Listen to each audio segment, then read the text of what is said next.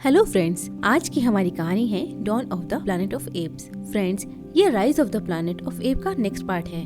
तो चलिए शुरू करते हैं। पिछले पार्ट में हमने देखा कि कुछ साइंटिस्ट अल्जाइमर नाम की बीमारी के ट्रीटमेंट के लिए एक मेडिसिन बनाने की कोशिश कर रहे थे। इस मेडिसिन को सबसे पहले उन्होंने चिंपैंजीज के ऊपर टेस्ट किया, जिससे चिंपैंजी इस वायरस की वजह से स्मार्ट और इंटेलिजेंट बन गए। उस मेडिसिन ने चिंपैंजीज के ऊपर तो काम किया, लेकिन इंसानों के ऊपर इसका असर उल्टा दिखा, जिससे इसकी चपेट में आने से उसी लैब में काम करने वाले एक टेक्नीशियन की मौत हो गई। वो टेक्नीशियन इस बीमारी से मरने वाला पहला मरीज था जो एल्स 113 के संपर्क में आया था। साथ ही इस वायरस की वजह से एक ग्लोबल पेंडेमिक होने की आशंका भी दिखी। ये वायरस अब पूरे विश्व में फैलने लगा। इमरजेंसी वार्ड में मरीजों की संख्या तेजी से बढ़ रही है। लगभग 28 देशों में मार्शल लॉ घोषित किया गया, जिसमें यूएस और कनाडा भी है। दूसरी ओर हम चिंपैंजीज को देखते हैं। उनका लीडर सीजर अपने बेटे ब्लू आइज के साथ एक शिकार पे है। उसी समय उनके ऊपर एक बड़े से भालू ने हमला कर दिया। सीजर अपने साथियों को बुलाता है। कोबा नाम का एक चिंपैंजी आके उस भालू को मार देता है। यहाँ हम देखते हैं कि सीजर और कोबा बहुत अच्छे फ्रेंड्स हैं, क्योंकि पिछले पार्ट में सीजर ने ही कोबा को इंसानों के चंगुल से छुड़ाया था। आगे हम देखते हैं सारे चिंपैंजी इंसानों की ही तरह घोड़े पे बैठ के अपने कबीले में जा रहे हैं। उन्होंने इंसानों की ही तरह अपना एक साफ सुथरा कॉलोनी बना लिया। घर पहुँच के सीजर अपनी वाइफ कॉर्नेलिया से मिलता है, जो कि प्रेग्नेंट है। वो एक बच्चे को जन्म देती है। उसके बाद सीजर मॉरिस नाम के एक दूसरे वनमानुष से मिलता है, जिसे हमने पिछले पार्ट में भी देखा था। वो अब एक टीचर है और बच्चों को ट्रेनिंग देती है। ये सब इंसानों से दूर जंगल में एक सुखी जीवन जी रहे हैं। अगली सुबह हम देखते हैं सीजर का बेटा ब्लू आई अपने फ्रेंड ऐश के साथ मछली पकड़ने गया। वापस आते समय उनका सामना कुछ इंसानों से होता है। उनमें से करवर नाम का एक आदमी उनसे डर कर ऐश के ऊपर गोली चला देता है। गोली की आवाज सुनकर सारे चिंपैंजी अलर्ट हो जाते हैं। वो सब घटना स्थल पे पहुंचते हैं। साथ ही सारे इंसान भी डर के एक जगह इकट्ठा होकर अपनी अपनी बंदूकें निकाल लेते हैं। सीजर देखता है कि घायल ऐश जमीन पे पड़ा है। मैल्कम नाम का एक इंसान नोटिस करता है कि सारे चिंपैंजी अब बहुत गुस्से में हैं। वो उन्हें शांत करने की कोशिश करता है। वो उनके सामने सरेंडर करता है और बोलता है कि उनका इरादा उन्हें परेशान करने का नहीं था। सीजर उन्हें वहाँ से चले जाने को बोलता है। अपने सामने एक चिंपैंजी को इस तरह से बातें करते देख सारे इंसान बहुत घबरा जाते हैं। वो डर के वहाँ से भाग जाते हैं, लेकिन एलेक्स नाम का एक लड़का जल्दबाजी में अपना बैग वहीं छोड़ देता है। वो बैग सीजर के हाथ लगता है। सीजर को उन पर डाउट होता है। वो कोबा और कुछ चिंपैंजीज को उन इंसानों के पीछे भेज देता है, ये पता लगवाने के लिए कि वो कहाँ से आए हैं। हम देखते हैं गोल्डन गेट ब्रिज के उस पार इंसानों ने एक ऊंची बिल्डिंग में अपना ठिकाना बनाया है। दरअसल ग्लोबल पेंडेमिक की वजह से बचे हुए कुछ इंसान यहाँ इकट्ठे हैं और मदद की आस में हैं। उनके लीडर का नाम ड्रेफुस है। सारे इंसान अपनी कॉलोनी पहुँच के ड्रेफुस को उस घटना के बारे में जानकारी देते हैं, लेकिन ड्रेफुस को उनकी बातों पे यकीन नहीं होता। और भला किसी को भी इन बातों पे कैसे यकीन हो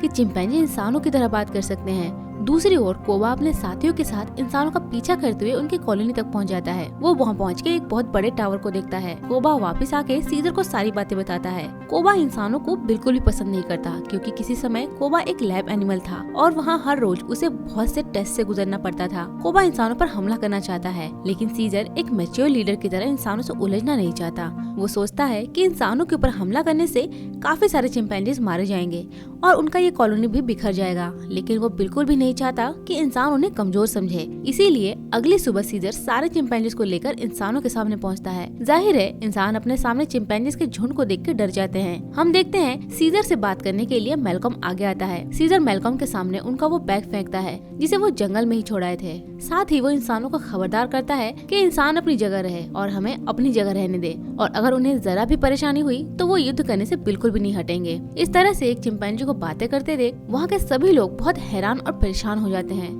इसके बाद सीजर वहाँ से चला जाता है। इस घटना के बाद इंसान बहुत पैनिक हो गए हैं। उनका लीडर ड्रेफुस उन्हें शांत करने की कोशिश करता है। वो बोलता है कि हम इंसानों के पास पर्याप्त हथियार और स्ट्रेटेजीज हैं इन चिंपैंजीज से लड़ने के लिए। आम लोगों को घबराने की बिल्कुल जरूरत नहीं है, लेकिन इन सब के बीच एक प्रॉब्लम है। इंसानों को इन सब चीजों के लिए इलेक्ट्रिक पावर की जरूरत है, और इलेक्ट्रिक पावर का जो सोर्स अभी उनके पास है वो जल्द ही खत्म होने वाला है। और इसके दूसरे सोर्स का पता लगाने के लिए ही वो जंगल गए थे, क्योंकि जंगल में एक बहुत बड़ा डैम है जहाँ एक पुराना हाइड्रो पावर स्टेशन है। किसी तरह से अगर उसको रीस्टार्ट कर लिया जाए तो इंसान को इलेक्ट्रिसिटी की कोई कमी नहीं होगी, और वो डैम चिंपैंजी के इलाके में है। और दूसरी प्रॉब्लम ये है कि वहाँ जाएगा कौन। मैल्कम डिसाइड करता है कि वो वहाँ जाएगा। वो नोटिस करता है कि चिंपैंजी कोई लड़ाई नहीं चाहते, क्योंकि उन्होंने उनका बैग वापस किया था और वो शांति चाहते हैं। मैल्कम का बेटा एलेक्स भी उसके साथ जाने के लिए राजी हो जाता है। हम देखते हैं कि कुछ ही देर बाद दोनों अपने कुछ साथियों के साथ गाड़ी से जंगल पहुंच गए हैं। मैल्कम सबको वहीं रुकने को बोल के अकेले ही चिंपैंजी से डील करने के लिए निकल पड़ता है। वो आगे बढ़ता है और रास्ते में उसे एक चिंपैंजी मिलता है जो मैल्कम को पकड़ के अपने लीडर सीजर के पास ले जाता है। मैल्कम अब सीजर के सामने है और दूसरी तरफ है कोबा, जो कि इंसानों को बिल्कुल भी पसंद नहीं करता।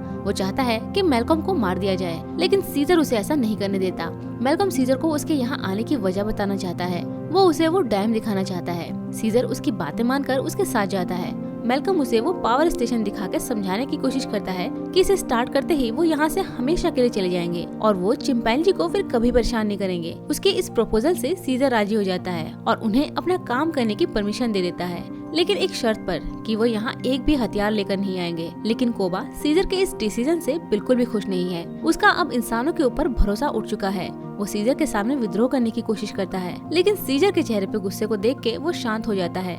दूसरी तरफ हम देखते हैं कि उसी रात को इंसान उस जंगल में साथ बैठे हैं और आपस में बातें कर रहे हैं। करवर, जो कि उन चिंपैंजी से बहुत डरता है, उसका मानना है कि ये महामारी सिर्फ और सिर्फ चिंपैंजी से ही फैली है। लेकिन मैल्कम की वाइफ का मानना है कि इस महामारी का जिम्मेदार इंसान खुद है। इंसानों की ही बनाई मेडिसिन की वजह से इस महामारी की शुरुआत हुई। हम देखते हैं अगली सुबह सारे चिंपैंजी इंसानों के कैंप पहुँचे हैं। अब इंसानों ने अपना काम शुरू कर दिया और इस काम में चिंपैंजी भी उनकी मदद कर रहे हैं। लेकिन कोबा यहाँ मौजूद नहीं है। वो अपने कुछ साथियों को लेकर इंसानों के कॉलोनी में पहुंचा है और यहाँ वो उनके शूटिंग रेंज में पहुंचकर देखता है कि इंसानों के पास तो बहुत सारे हथियार है। उसी समय कुछ इंसानों की नजर कोबा पे पड़ती है, लेकिन कोबा अचानक ही एक भोले से जानवर की तरह एक्टिंग करने लगता है, जिससे कि इंसान उस पर शक न करे। इस तरह से वो वहाँ से निकल जाता है। वापस पहुंच के वो अपने साथियों को बताता है कि इंसानों के पास इतने हथियार है कि वो हर एक चिंपैंजी को आसानी से मार सकते हैं। उधर डैम में काम करते हुए एक एक्सीडेंट होता है जिसमें चिंपैंजीज इंसानों की मदद करते हैं। चिंपैंजी का इस तरह से इंसानों की मदद करने के लिए मैल्कम सीजर को थैंक यू बोलता है। उसी समय सीजर का छोटा बेटा इंसानों के साथ खेलते हुए करवर के सूटकेस के पास पहुंचता है। सीजर की नजर सूटकेस में रखी एक गन पे पड़ती है, जिसे देख के सीजर बहुत गुस्से में आ जाता है, क्योंकि उनमें डील हुई थी कि वो यहाँ कोई भी हथियार लेकर नहीं आएंगे। सीजर गुस्से में उनसे चले जाने के लिए बोलता है। इन सब के बाद सीजर अपने घर पहुंचता है। वो देखता है कि उसकी वाइफ बहुत बीमार है। दूसरी तरफ हम मैल्कम को देखते हैं, जिसके पास उस पावर स्टेशन को स्टार्ट करने का अब कोई दूसरा रास्ता नहीं है। इसीलिए मैल्कम अपनी वाइफ एली के साथ सीजर के घर पहुंचता है, लेकिन सीजर उन्हें वापस जाने को बोलता है। तभी एली नोटिस करती है कि सीजर की वाइफ बहुत बीमार है। वो बोलती है कि उसके पास कुछ मेडिसिन है जिससे शायद सीजर की वाइफ ठीक हो जाए। अब क्योंकि सीजर के पास भी कोई और रास्ता नहीं है, तो वो एली की बातों से राजी हो जाता है। वो इंसानों को अपना काम खत्म करने के लिए सिर्फ एक दिन का समय देता है।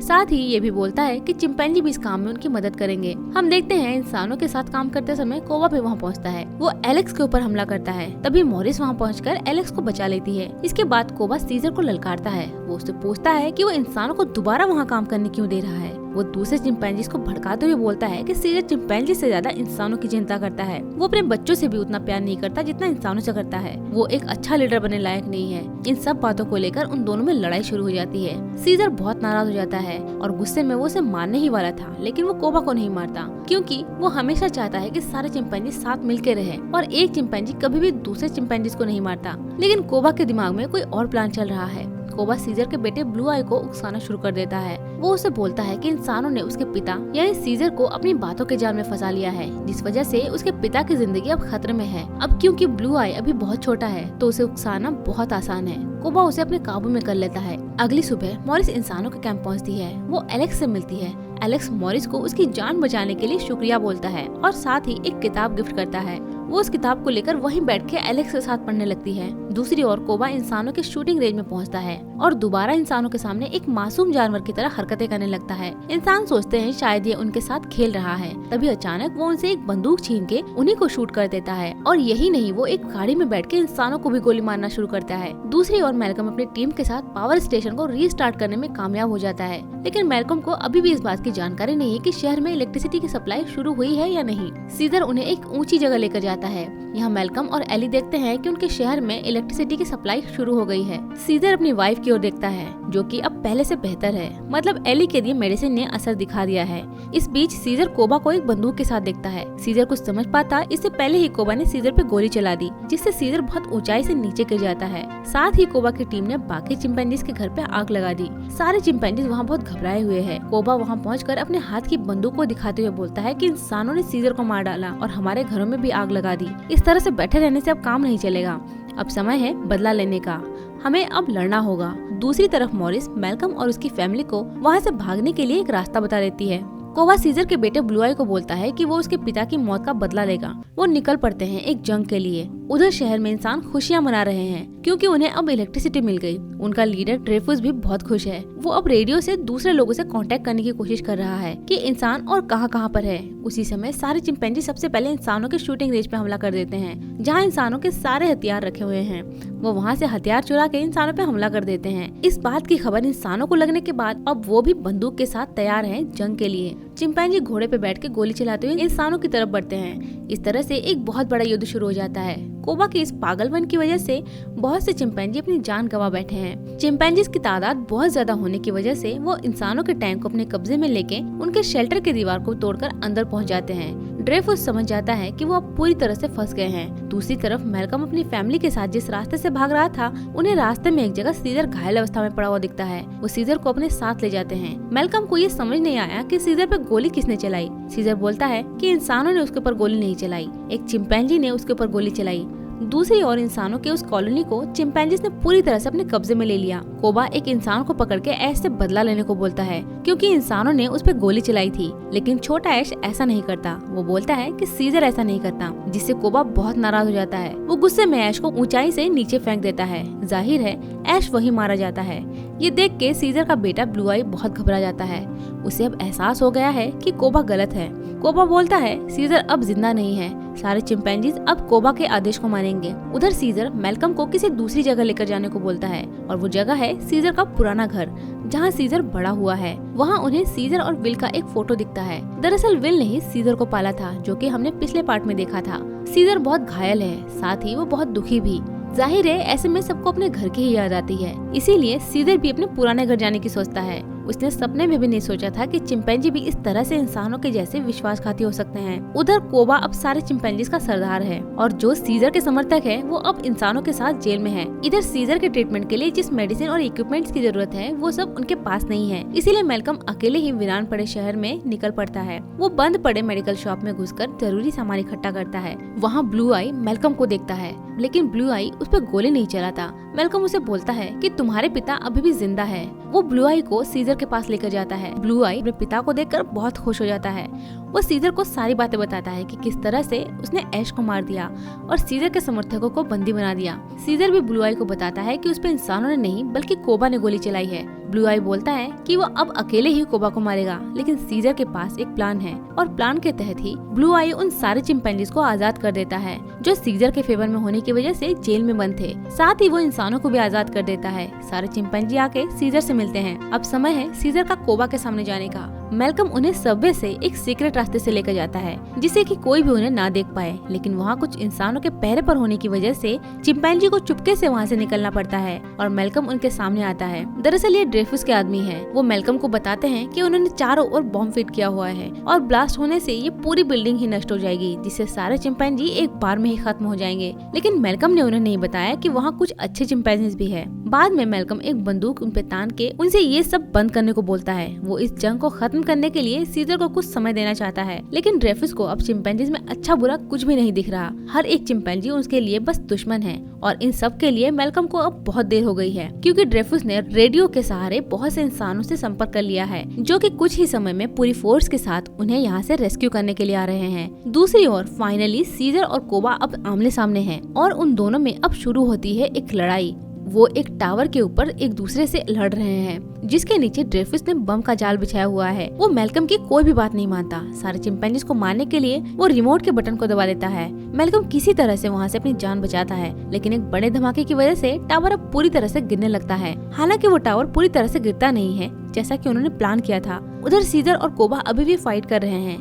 कोबा एक बंदूक ढूंढकर सीजर और बाकी चिंपैंजीज के ऊपर गोलियां चलाना शुरू करता है। ये सब देखकर सीजर कोबा के ऊपर कूद जाता है, जिससे कोबा वहाँ से नीचे गिरते गिरते एक रॉड को पकड़ लेता है। सीजर कोबा के पास पहुँचता है। कोबा सीजर को बोलता है कि एक चिंपैंजी दूसरे चिंपैंजी को नहीं मारता। वो उसे दोबारा बेवकूफ बनाने की कोशिश करता है, लेकिन इस बार सीजर उसे माफ नहीं करता। वो कोबा को वहाँ से नीचे गिरा देता है। जिससे कोबा मारा जाता है। हम देखते हैं दूसरे चिंपैंजीज ने मैल्कम को पकड़ लिया है। सीजर उन्हें मैल्कम को छोड़ने के लिए बोलता है। मैल्कम सीजर को सारे चिंपैंजीज के साथ वहाँ से जाने को बोलता है, क्योंकि इंसान बहुत सारे हथियार के साथ उनके ऊपर हमला करने के लिए यहाँ आ रहे हैं। लेकिन सीजर को पता है कि जंग शुरू हो चुकी है। चिंपैंजीज ने पहले इंसानों के ऊपर हमला किया, तो अब इंसान चुप नहीं बैठेंगे, इसीलिए सीजर भी अब जंग के लिए तैयार है। वो मैल्कम को एक फाइनल गुड बाय बोलता है और उसे वहाँ से चले जाने को बोलता है। सीजर सारे चिंपैंजीज को इकट्ठा करके तैयार करता है एक और जंग के लिए, और इसी के साथ ही ये मूवी यहीं खत्म होती है। तो फ्रेंड्स, इसके बाद आप कौन सी मूवी की कहानी सुनना चाहते हैं कमेंट में जरूर बताएं। और अगर आपको हमारा एक्सप्लेनेशन अच्छा लगा हो तो वीडियो को लाइक, शेयर एंड सब्सक्राइब करना ना भूलें। जल्द ही मिलते हैं एक और मजेदार कहानी के साथ। तब तक के लिए बाय बाय।